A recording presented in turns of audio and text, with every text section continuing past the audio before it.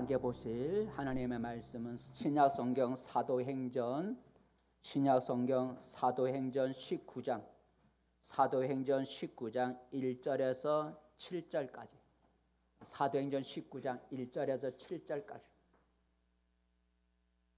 사도행전 19장 1절에서 7절까지 한 목소리로 같이 읽겠습니다.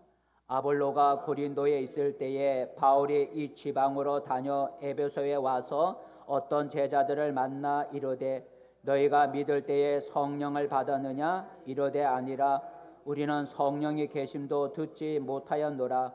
바울이 이르되 그러면 너희가 무슨 세례를 받았느냐? 대답하되 요한의 세례니라.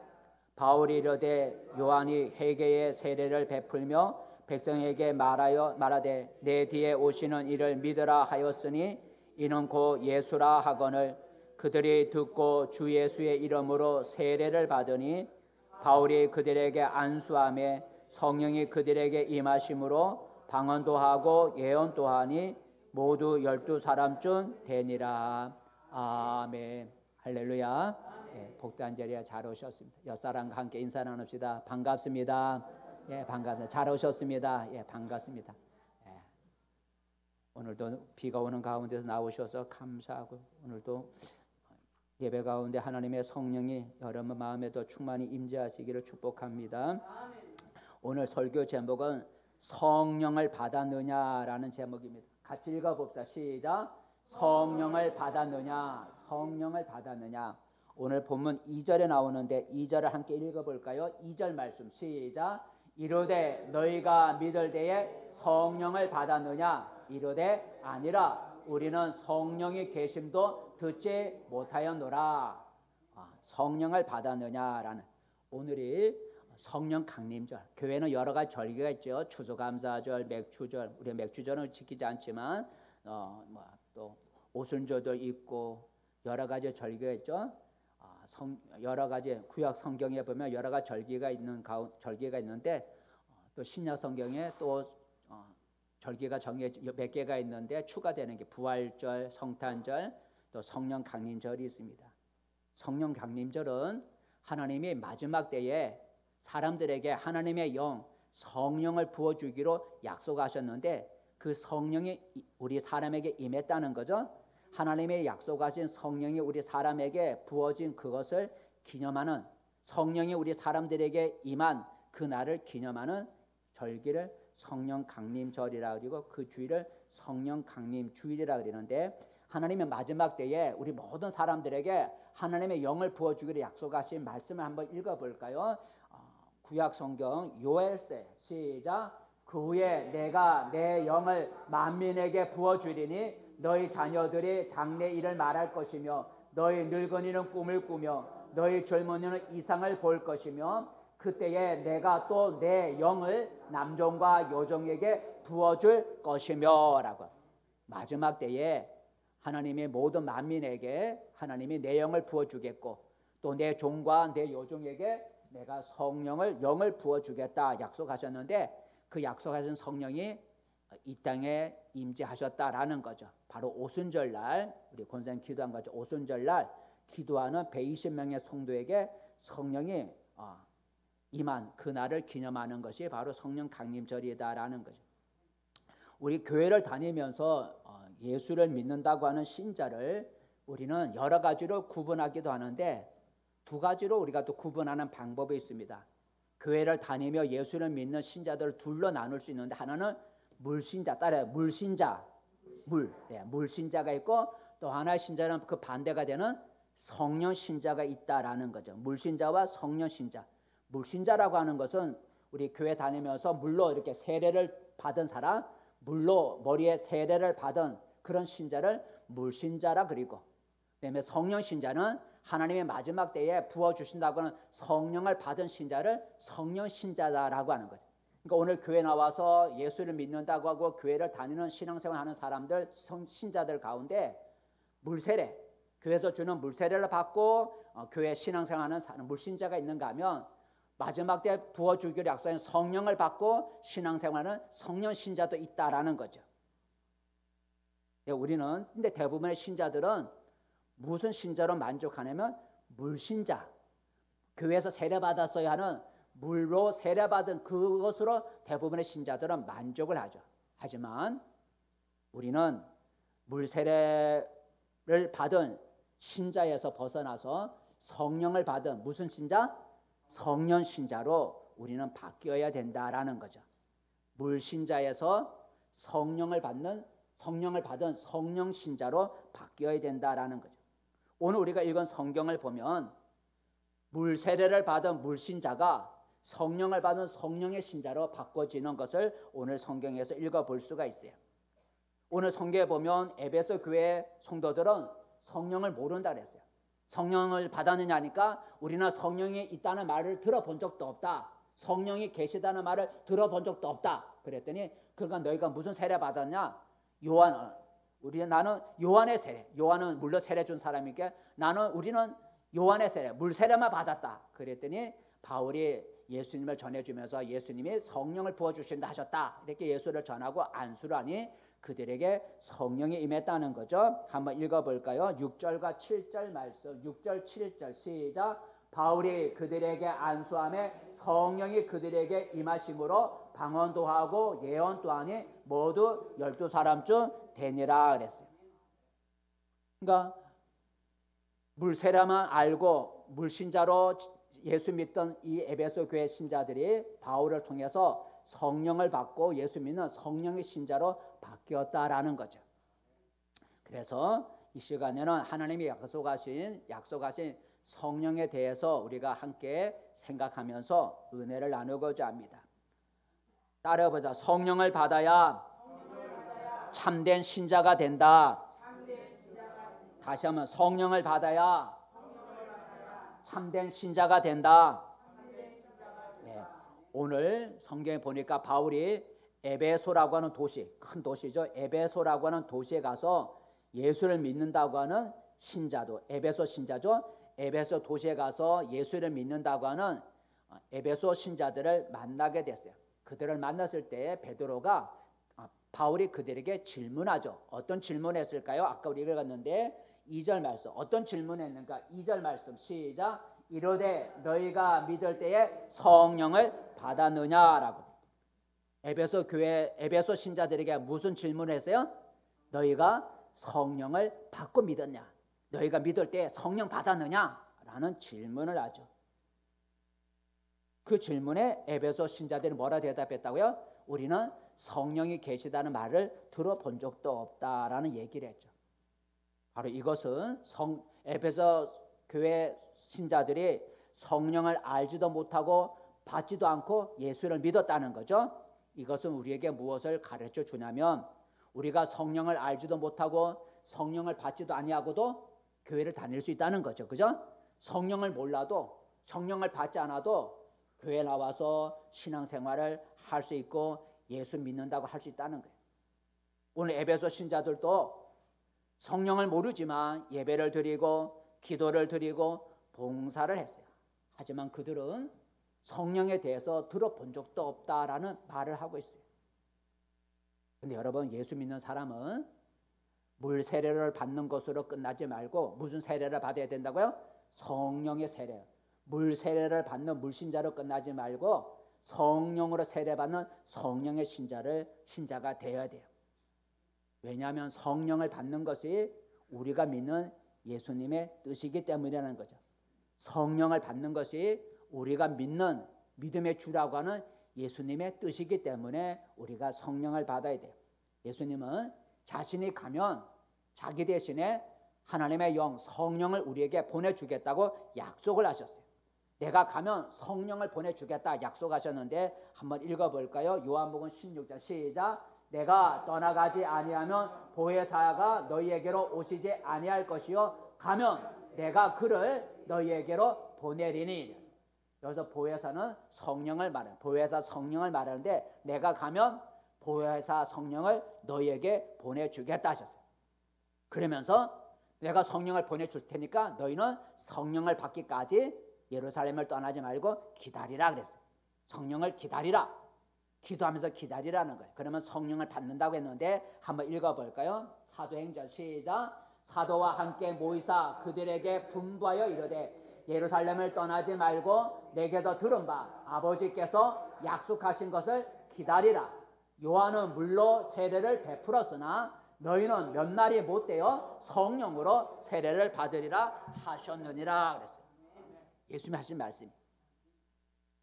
아버지가 약속하신 뭐라 그랬어요? 말세에 성령 하나님의 영을 보내주신다 그랬어요. 하나님의 영을 부어주시라 아버지가 약속하셨는데 내가 가면 아버지 약속한 성령을 너에게 부어주겠다. 그러니 성령을 받기까지 떠나지 말고 기다리라. 기도하며 기다리라 그랬어요. 이처럼 성령을 받는 것은 우리 주 예수님의 소원이고 그분의 뜻이라는 거죠. 그래서 예수님의 제자들은 예수님의 그 명령, 떠나지 말고 성령을 기다리라는 그 명령에 순종했어요. 그래서 그들은 예루살렘을 떠나지 않고 성령을 받기 위해서 여러 날 모여 간절히 기도했을 때 오순절날 아버지 하나님이 약속하신 성령이 그들에게 임하셨다는 거죠. 오늘 저와 여러분에게 가장 중요한 것이 무엇인가? 내가 성경을 얼마나 많이 알고 있느냐는 것도 아니고 내가 신앙생활을 얼마나 오랫동안 했느냐는 것도 아니고 또 교회에서 어떤 직분을 받았느냐는 것도 중요한 게 아니죠. 참으로 중요한 것은 믿을 때에 뭘 받았느냐? 성령을 받았느냐. 이게 우리 믿는 사람에게 가장 중요하다는 거죠. 내가 교회에 어떤 직분을 받았고 얼마나 오래 다녔고 내가 성경을 얼마나 많이 아는지 그것도 그것도 중요하지만 더 중요한 것은 우리 주님의 뜻인 주님의 명령이신 성령을 받는 게 가장 중요하다라는 거죠. 그래서 찰스 핀이라고 하는 목사님은 성령 받지 않는 건 죄라 그랬어요. 한번 읽어볼까요? 시작. 죄인들이 회개하지 않는 것이 죄가 되듯이 성도가 성령을 받지 못하는 것도 죄다 그래요. 다시 한번 읽어볼까요? 시작. 죄인들이 회개하지 않는 것이 죄가 되듯이 성도가 성령을 받지 못하는 것도 죄다 그랬어요. 내가 성령 받지 않는 것도 죄라는 거죠. 왜요?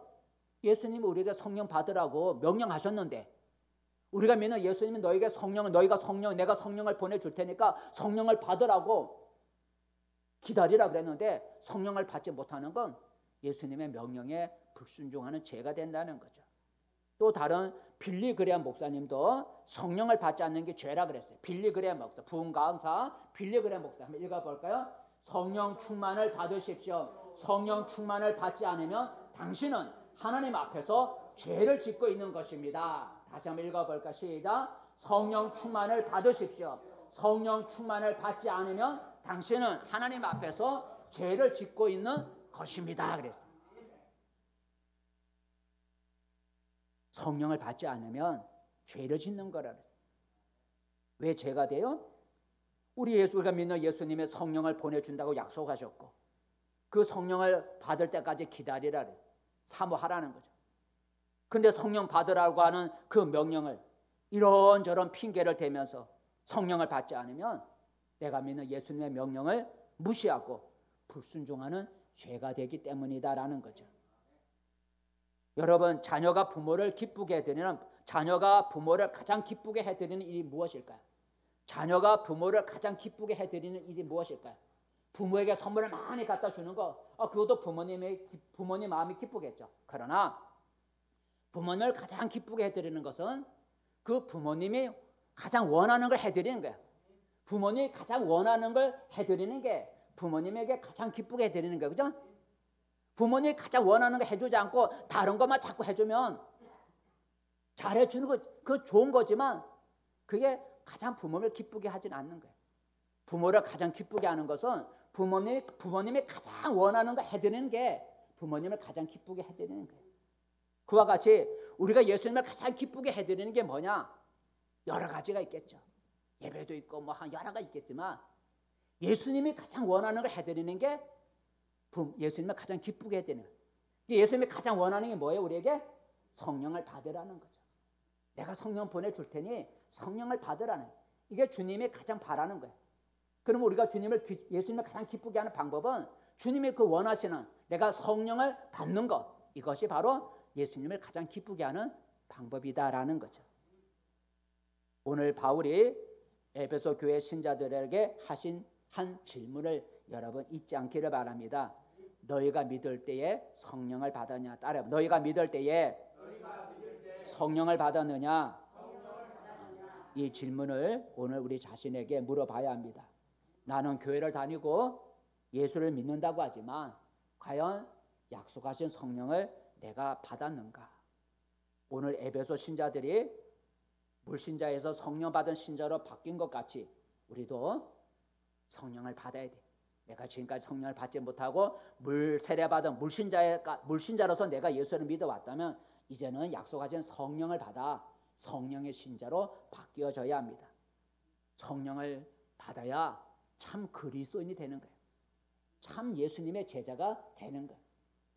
예, 성령을 받아야 참 신자가 시작이 되는 거예요. 두 번째, 여러분, 우리가 성령을 따라봐. 성령을 받아야 내가 죽는다. 예, 성령을 받아야 나라는 존재가 죽어져. 여러분, 씨가 열매를 맺으려면 어떻게 해야 되죠? 씨가 땅에 떨어져 어떻게 돼요? 죽어야 돼요. 씨가 죽지 않고 땅속에 들어갔는데 살아있으면 그 씨가 아무리 비싼 것이라도 열매를 맺을 수가 없어. 그죠? 씨가 값어치가 얼마냐 그게 중요한 게 아니라 그 씨가 열매를 맺으려면 죽어야 되는 거예요. 땅속에 들어가 씨가 죽어야 많은 열매를 맺을 수가 있어요.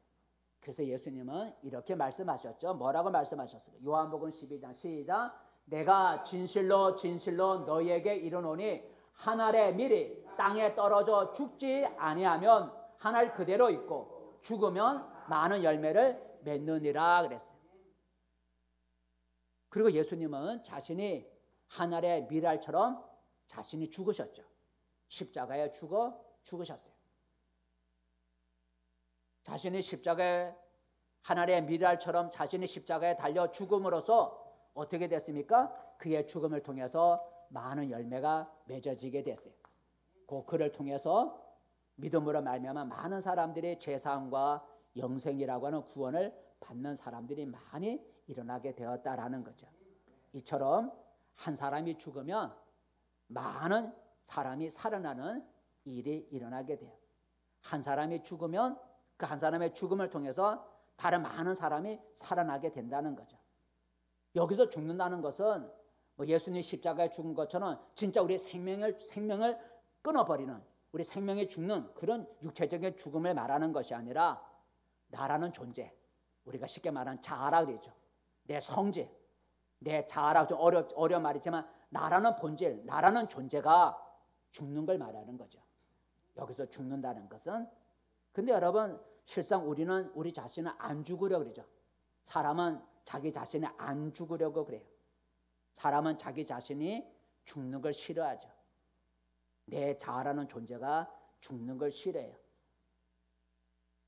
그럼 어떻게 해야 나라는 존재, 우리가 자아라고도 하고 또 자존심도 있고 또 우리 자신의 성질도 있고 하는 이런 여러 가지 포함해서 나라는 존재가 어떻게 죽을 수 있을까? 죽어야 열매를 맺는다 그랬는데 나라는 존재가 어떻게 죽을 수 있을까? 내 힘으로 내가 또 수양을 해서 여러분 나라는 존재가 죽는 것은 아니죠. 사람의 본성은 자기가 죽고 싶은 마음이 없는 거예요. 내가 죽을 수 있는 가장 좋은 방법은 뭘 받는 거예요? 성령을 받는 거예요. 성령을 받으면 나라는 존재가 죽어지기 시작해요. 내 안에 계시는 성령께서 나를 죽이시는 거예요. 여러분 성령을 가리켜 불이라 그러죠. 불의 특징 가운데 하나가 어떤 특징이 있냐면 태워버리는 특징이 있어요. 태우는 건 죽여버리는 거예요. 성령의 특징은 불같은 성령이라서 성령은 태우는 역사가 있어요. 성령이 우리에게 오시면 나를 태워버린다.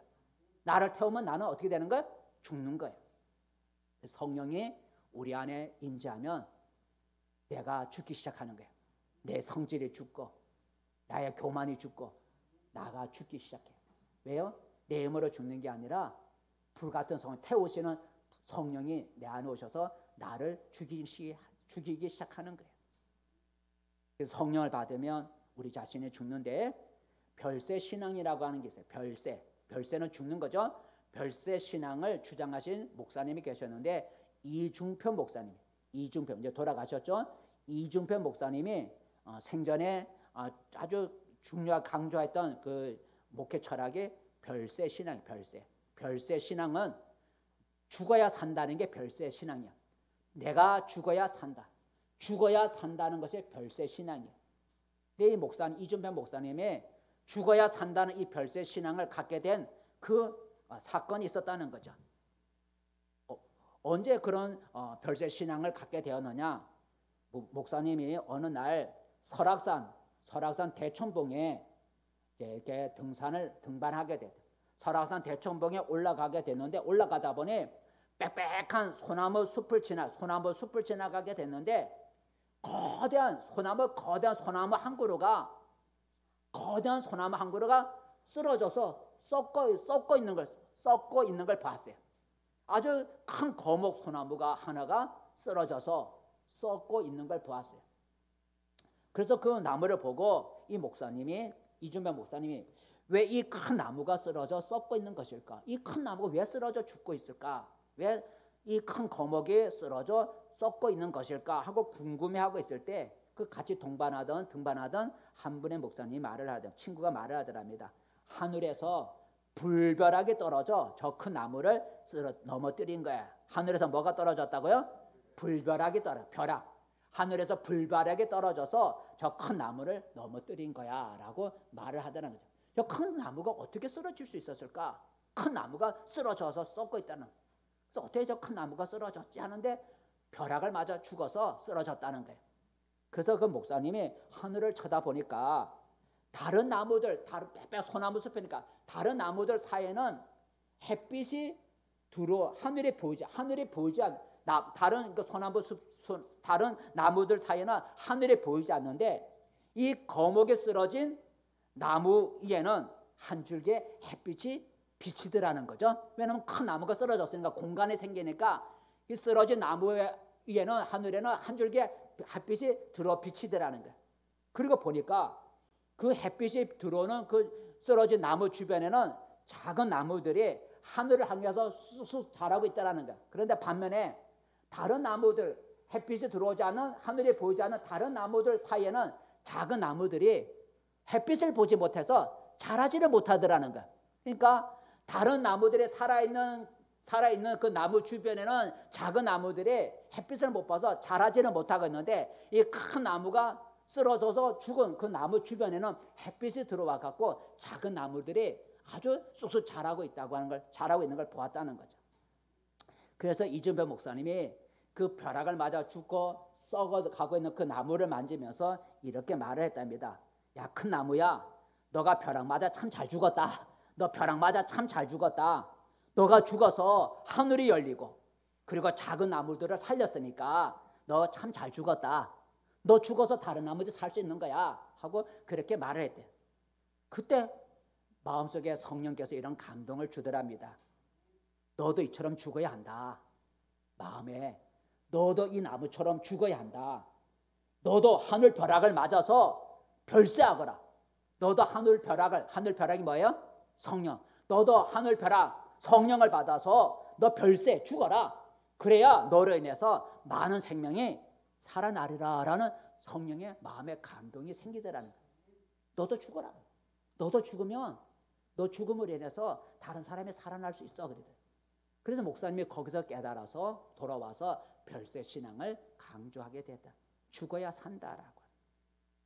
여러분 주변에 일어나는 많은 문제는 대부분 내가 죽지 않고 살아있기 때문에 문제가 생기는 거예요. 그죠?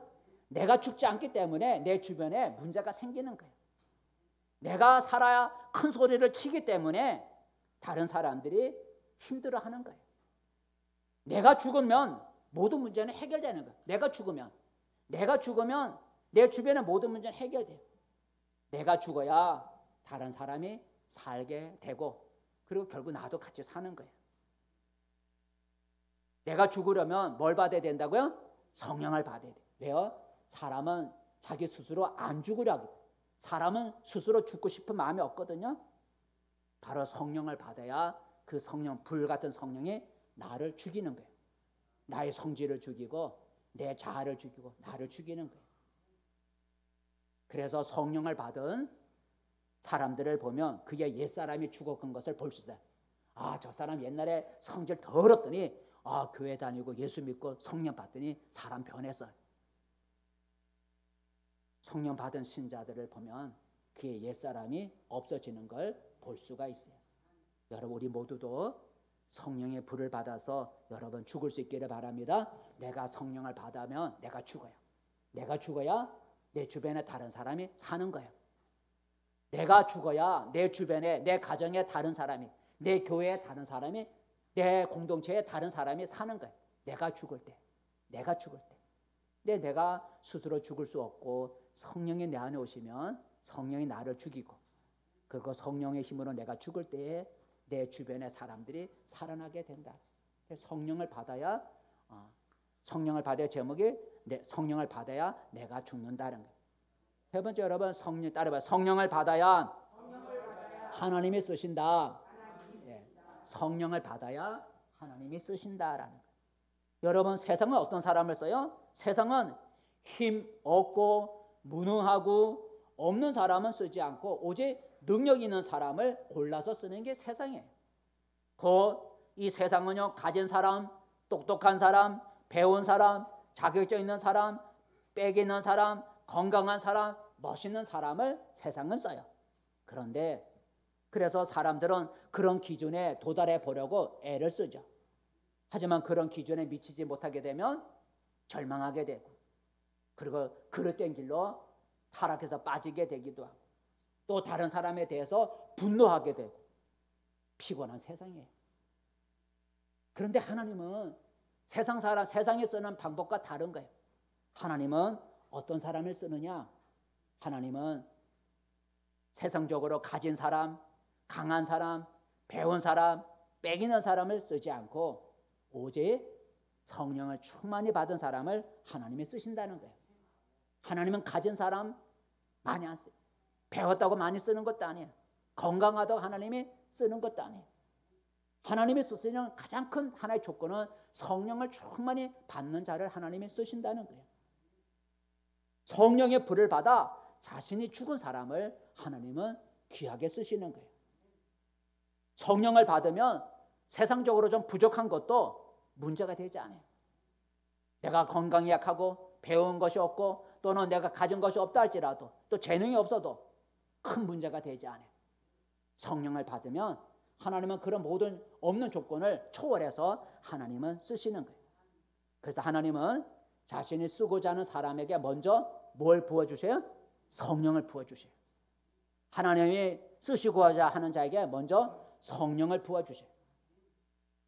예수님의 제자 베드로를 보세요. 베드로는요, 서울 출신이 아니고 지방 갈릴리라고 하는 지방 출신이에요. 우리로 말하면 서울 사람이 아니고 수도권 사람이 아니라 지방 사람이에요. 베드로는 갈릴리라고 하는 지방 지역의 지방의 사람이에요. 그리고 그의 직업은요, 어부였어요. 많이 배운 그런 좋은 직업을 가진 것도 아니고 아주 평범한 어부였어요. 그리고 많이 배우지도 못한 사람이었어요. 그런데 그런 베드로가 후에 교회의 큰 지도자가 되었어요. 배우지도 못하고 또 시골 출신이고 또 가진 것도 없고 이런 직업도 좋지 않은 베드로가 교회의 어떤 큰 일꾼이 될 수 있었을까? 바로 그가 뭘 받았기 때문에요? 성령을 받았기 때문에. 베드로가 성령을 충만하게 받으니까 하나님이 그를 쓰셔서 한 번의 설교를 통해서 3,000명의 회개를 하고 그가 병든 자에게 손을 넣은 듯 병자가 낫는 그런 일이 일어나서 교회의 큰 지도자가 될 수 있었어요. 베드로가 하나님의 귀하게 쓰임받은 것은 성령을 받았기 때문에 귀하게 쓰임받았어요. 여러분, 조용교 목사님 또는 여러분 아까 말한 이준표 목사님을 보세요. 그 목사님들은 유명한 목사님들이에요. 조용교 목사님이나 이준표 목사님. 근데 여러분 그분들을 보면 하나님이 쓰실 수 있는 자격을 가진 분들이 아니에요. 세상적으로 하나님이 쓸만한 자격이 없는 그런 분인데요. 조용교 목사님이나 이준표 목사님은요, 집안이 좋은 것도 아니에요. 그 집안이 좋은 것도 아니에요. 어려운 가정에서 살았어요. 좋은 학교를 나온 분들도 아니에요. 건강도 좋지 않아 질병으로 고생하는 분들이었어요. 그런데도 하나님이 그 목사님들을 귀하게 쓰셨어요. 크게 쓰셨어요. 하나님은 어떻게 세상적으로 보면 쓸만한 사람도 아닌데 하나님은 어떻게 그분들을 귀하게 쓰셨을까요? 그들에게 뭘 부어주셨다고요? 성령을 부어주셨어요. 성령을 부어주셨어요. 가진 것도 없고 배운 것도 없고 건강도 없고 빽도 없지만 성령이 그들에게 임하니까 하나님이 그들을 귀하게 쓰셨어요. 이처럼 성령을 받아야 하나님이 귀하게 쓰시는 거예요. 여러분도 하나님 앞에 귀하게 쓰임받고 싶으면 먼저 뭘 받아야 된다고요? 성령을 우리가 충만히 받아야 돼요. 저도 그렇고 여러분도 그렇고. 하나님은 성령 받은 자를 그의 일꾼으로 쓰셔요. 하나님은 내가 가진 것, 그 내 힘과 내 지혜와 내 능력과 내 외모와 내 소유를 통해서 하나님은 일하지 않고 성령 받은 것을 통해서 일을 하는 거예요. 우리 주변에 유명한 신앙의 간증자들을 보세요. 그 신앙의 유명한 신앙 간증자들을 보면 그들 대부분은 보잘것없는 사람들이었어요. 어떻게 보면 우리보다 못한 사람들이에요. 그런데 하나님이 그들을 들어 우리보다 더 귀하게 쓰시는 거예요. 어떻게 그들이 우리보다 더 귀한 일꾼이 될 수 있었을까요? 성령의 충만함을 받았기 때문이에요. 성령을 충만히 받으니 하나님이 그들을 귀한 일꾼으로 쓰신 거예요. 여러분, 우리도 성령을 충만히 받을 수 있기를 바랍니다. 성령을 받아야 하나님이 나를 그의 귀한 일꾼으로 쓰실 수가 있어요. 마지막으로 여러분 따라해봐요. 성령을 받아야 신앙이 견고해진다. 네, 성령을 받아야 신앙이 흔들리지 않아요. 예수님을 믿지만 신앙에 담대함이 없는 그런 신자들이 참 많아요. 믿는다고 하지만 신앙에 담대함이 없어요. 나약해요. 그래서 믿는 신앙 때문에 어려움이 찾아오고 또 믿는 것 때문에 손해를 보게 되고 또 믿다가 사람들에게 또 여러 가지 시험을 받게 되면 신앙을 팽개쳐버리고 세상으로 돌아가는 사람들도 많이 있어요. 왜 그런 나약한 모습을 보일까요? 가장 큰 이유는 뭘 받지 못했기 때문에, 성령을 받지 못했기 때문에 신앙이 나약해지는 거예요. 성령은 우리의 신앙을 강하게 만들어줘요. 성령은 우리의 신앙을 담대하게 만들어줘요. 성령은 나의 나약한 신앙을 강한 신앙으로 바꾸어줘요. 성령은 우리의 신앙에 담대함을 줘요. 신앙, 예수 믿는 신앙 때문에 겪을 수 있는 비난과 핍박과 상처와 손해를 감수할 수 있는 능력을 성령이 주셔요. 그러니까 성령 받지 않으면 우리 신앙은 나약해요. 조그마한 일에도 우리가 넘어지고 상처받고 신앙이 쓰러져요.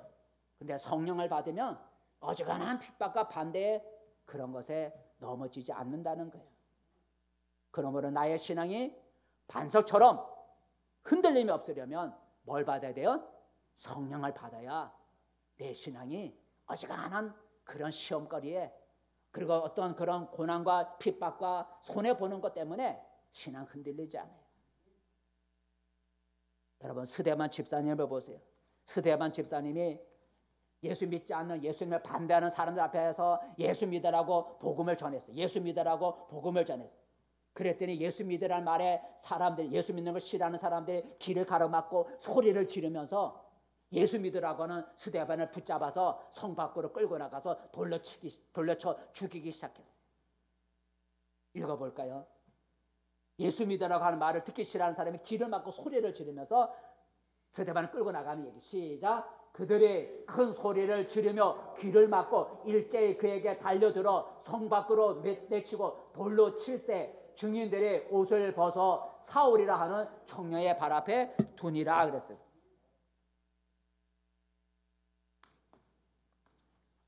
여러분, 돌에 맞는다는 게 얼마나 두려워요. 그죠? 돌에 맞는다는 거. 돌에 맞는다는 게 얼마나 두려워요.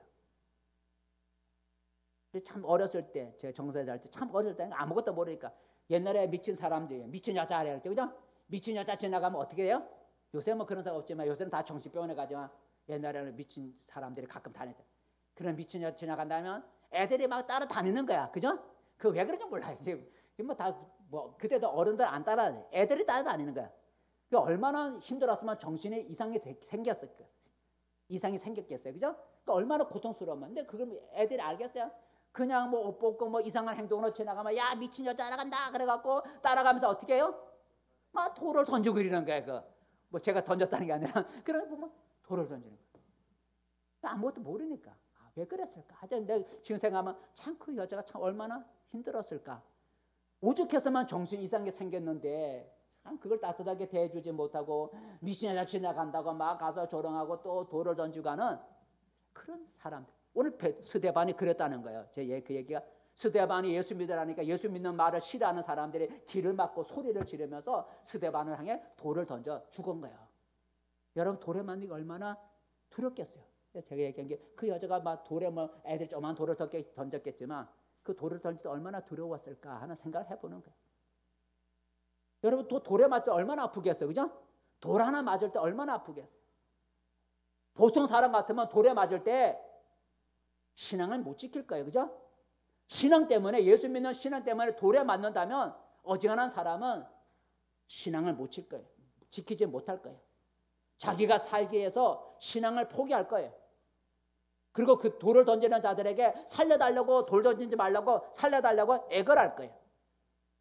근데 스데반 집사님은 살려달라고 돌을 던지지 말라고 예수 안 믿겠다고 예수 안 전하겠다고 그러지 않았다는 거죠. 스데반은 담대했다는 거죠.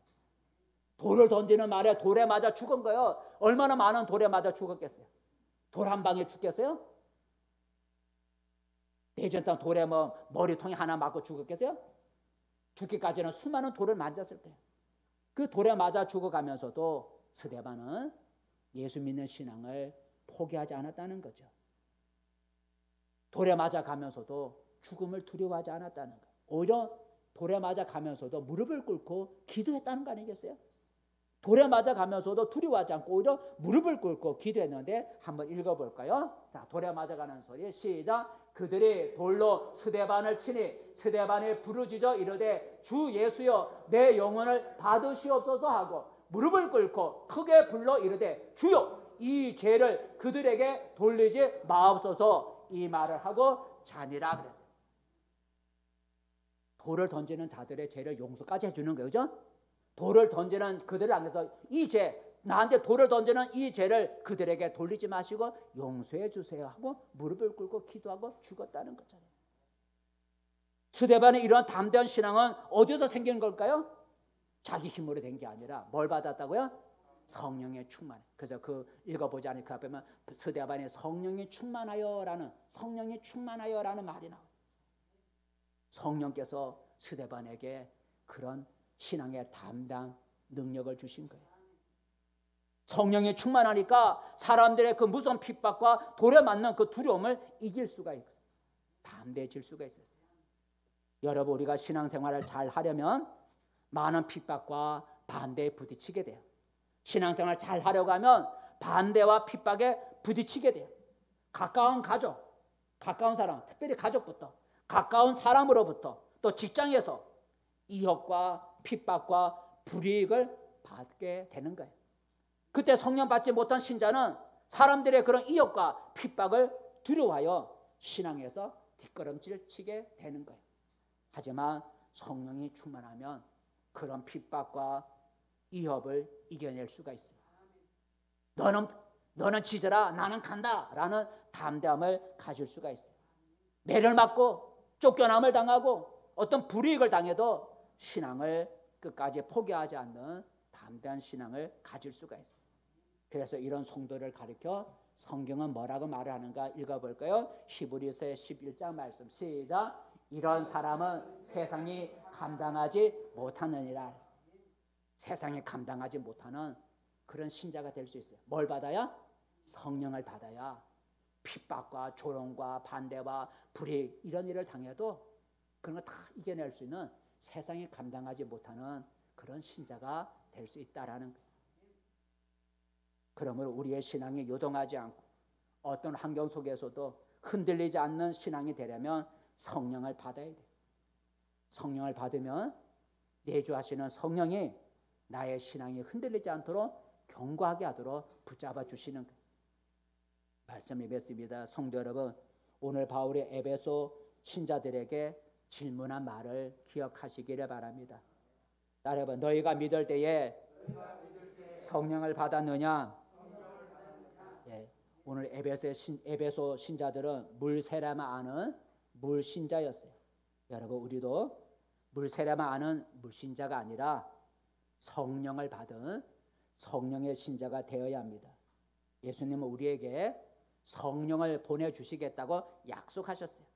그리고 약속하신 성령을 받으라고 명령하셨어요.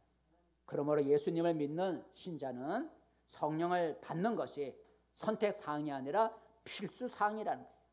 그래서 아까 두 목사님처럼 성령을 받지 않는 게 죄라는 거예요. 성령을 받아야 참된 그리스도인이 시작이 되는 거예요. 참 그리스도인은 성령을 받는 그 날로부터 참된 신자가 되는 거예요.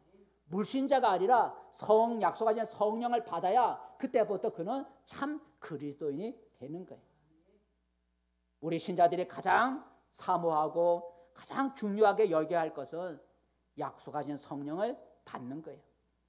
성령 충만을 받으면 불벼락을 맞고 죽은 나무처럼 성령을 충만히 받으면 내 자신이 죽어 나로 말미암아 다른 많은 사람들이 살아나게 돼요. 성령을 받으면 내가 죽게 돼요. 내가 죽음으로 내 주변에 다른 사람들이 살아나는 역사가 일어나게 돼요.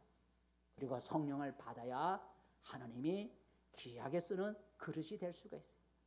그리고 성령을 받아야 어떤 핍박과 반대와 어떤 불이익을 당한다 할지라도 내 신앙이 흔들리지 않는 견고한 신앙을 가질 수가 있어요. 여러분, 오늘 물신자였던 에베소 교회 신자들이 성령을 받은 성령의 신자로 오늘 바뀌어졌다 그랬어요. 물세례만 아는 에베소 교회 신자들이 바울을 통해서 성령을 받는 성령의 신자로 오늘 바뀌었어요. 그러므로 여러분, 우리도 에베소 교회 신자들처럼 지금까지 나는 물신자였다 할지라도 이제부터 약속하신 성령을 받음으로 성령의 신자로 바뀌어지기를 바라겠습니다.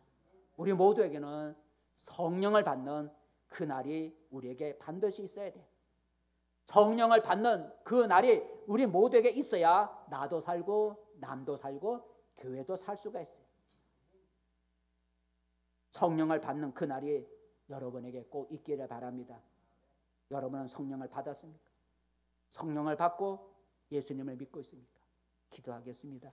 은혜로우신 하나님 아버지, 오늘 에베소 교회 신자들에게 너희가 믿을 때에 성령을 받았느냐라는 질문을 오늘 우리 자신에게 던져보면서 나는 예수 믿으면서 성령을 받은 성령의 신자인가 아니면 물세례만 받고 믿는 물신자인가를 돌아보게 하시고, 예수님은 우리가 물신자가 아니라 약속하신 성령을 받는 성령의 신자가 되기를 원한다는 사실을 알고 우리가 성령 받기를 사모하게 해주셔서 성령 받아 내가 죽음으로 다른 사람이 살고 성령 받아 하나님의 귀하게 쓰임받고 성령 받아 참된 그리스도인의 삶을 살게 도와주시고 성령을 받아